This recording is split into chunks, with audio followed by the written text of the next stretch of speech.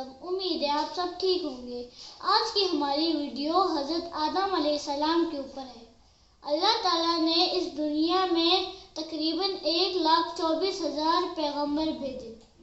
हज़रत आदम अलैहिस्सलाम इस दुनिया के सबसे पहले इंसान और पैगंबर थे।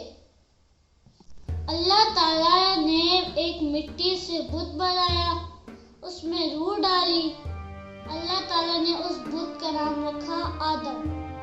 अल्लाह ताला ने अपनी मखलूक़ात को कहा कि उसके सामने सजदा करो, लेकिन इब्लिस ने इनकार कर दिया। इब्लिस ने कहा, आदम तो मिट्टी से बना है, मैं तो आग से बना हूँ, मैं तो इससे बहुत अफजल हूँ। इसी नाफरमानी से अल्लाह ताला ने उसको जन्नत से निकाल दिया। इब्लिस का नाम आज से शैतान रख दिया गया। अल्लाह ताला ने शैतान को दोज़ख में डाल दिया। शैतान ने अल्लाह ताला से एक मोहलत मांगी कि मुझे क़यामत तक जिंदा रखो, क्योंकि मैं इंसानों को बरसा सकूं। अल्लाह ताला ने उसकी ये बात मान ली। हज़रत आदम अलैहिस्सलाम जन्नत में फिरते रहते थे। वो जन्नत में अकेले थे। फिर अल्लाह ताला ने जन्नत में एक औरत पैदा की जिसका नाम हवा रखा गया।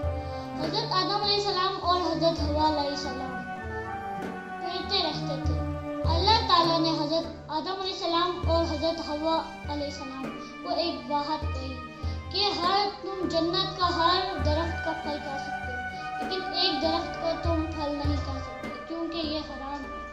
फिर हज़रत आदम अलैहिस्सलाम और हज़रत हवा अलैहिस्सलाम फिरते थे। कुछ अरसों बाद शैतान ने हज़रत आदम अलैहिस्सलाम और हज़रत हवा अलैहिस्सलाम के दिल में ये बात डाली कि उस दरख्त का फल खा लो, उस दरख्त का फल बहुत अच्छा होता है। फिर हज़रत आदम अलैहिस्सलाम और हज़रत हवा अलैहिस्सलाम ने उस दरख्त का फल खा लिया। जैसे हज़रत आदम अलैहिस्सलाम और हज़रत हवा अलैहिस्सलाम ने उस दरख्त का फल खाया तो उनके जिस्म से कपड़े उतर गए, तो उनने कुछ पत्तों से अपने जिस्म को ढक दिया। इसी नाफरमानी से अल्लाह ताला ने हज़रत आदम अलैहिस्सलाम और हज़रत हवा अलैहिस्सलाम को जन्नत से निकाल दिया। फिर उनको दुनिया में भेज दिया। हज़रत आदम ने अल्लाह ताला से माफ़ी मांगी और अल्लाह ताला ने हज़रत आदम को माफ़ कर दिया। हज़रत आदम और हज़रत हवा को दुनिया में बहुत मुश्किलात पेश हुई क्योंकि उधर जन्नत के जैसे ऐशो हराम नहीं थे। उनको खाने के लिए खेती बाड़ी करनी पड़ी, रहने के लिए घर बनाना पड़ा क्योंकि वो अपनी ज़िंदगी गुजार सके। कुछ अरसों बाद अल्लाह ताला ने हज़रत आदम और हज़रत हवा को जुड़वा औलाद पेश की, एक लड़का और एक लड़की। लड़के का नाम काबिल रखा गया। अल्लाह ताला ने कुछ अरसों बाद फिर उनको जुड़वा औलाद अता की, एक लड़का और एक लड़की। इस बार लड़के का नाम हाबिल रखा गया। काबिल और हाबिल बड़े हो चुके थे। हाबिल का पेशा था बकरियों को चराना और काबिल का पेशा था खेती बाड़ी करना। हज़रत आदम अलैहिस्सलाम ने उन दोनों की शादी का फैसला किया। हाबिल की शादी काबिल की बहन से और काबिल की शादी हाबिल की बहन से। काबिल को ये बात मंजूर नहीं थी।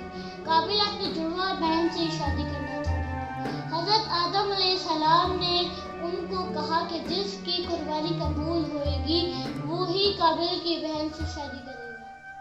काबिल ने अपनी खेती से गली सड़ी सब्जियां पेश की कुर्बानी करने के लिए और हाबिल ने अपनी बकरियों भेड़ों में से सबसे अच्छी भेड़ कुर्बानी करने को पेश की। अल्लाह ताला ने हाबिल की कुर्बानी कबूल की और हाबिल की शादी काबिल की बहन से हो गई। काबिल इस बात पे बहुत गुस्सा था, वो हाबिल को कत्ल करना चाहता था। एक दिन हाबिल अपनी बकरियों और भेड़ों को चरा रहा था और काबिल ने उसका कत्ल कर दिया। काबिल ने सोचा कि इसकी लाश कैसे छुपाई जाए, तो उसने देखा कि दो कौवे लड़ रहे हैं और एक कौवा नीचे गिरा। जो जीता कौवा था उसने हारे हुए कौवे को एक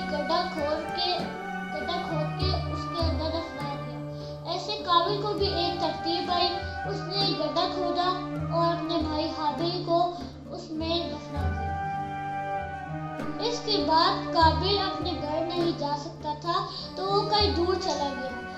حضرت آدم علیہ السلام اس بات سے بہت غم زدہ تھے کہ ان کا ایک بیٹا تو قتل ہو گیا اور دوسرا بیٹا کہیں دور چلا گیا۔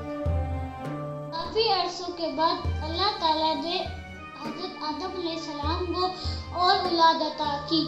حضرت آدم علیہ السلام نے اپنی اولاد کو بتایا کہ صرف اللہ تعالیٰ کی عبادت کرو اور ان کے لیے بتائے ہوئے طریقے کے مطابق زندگی گزارو۔ اور پھر حضرت آدم علیہ السلام نے اپنے سب سے بڑے بیٹے کو جانشین بنایا۔ ایک دن حضرت آدم علیہ السلام اس دنیا سے رخصت ہو گئے۔ یہ تھا حضرت آدم علیہ السلام کا واقعہ۔ اس سے ہم نے سیکھا کہ شیطان پیغمبروں کو بھی بھڑکاتا تھا۔ ہماری اللہ تعالیٰ سے دعا ہے کہ اللہ تعالیٰ ہمیں اتفاق دے اور شیطانوں سے دور رکھے، آمین۔ پھر ملیں گے ایک نئے واقعے کے ساتھ۔ اللہ حافظ۔